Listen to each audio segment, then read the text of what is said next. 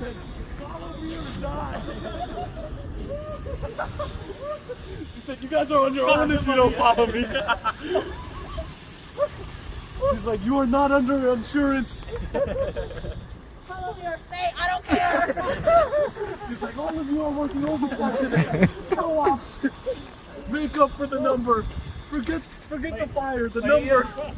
Oh my God, they're I hope they will. They just come here and like, guys, you guys got it. Let's go, guys. We're good.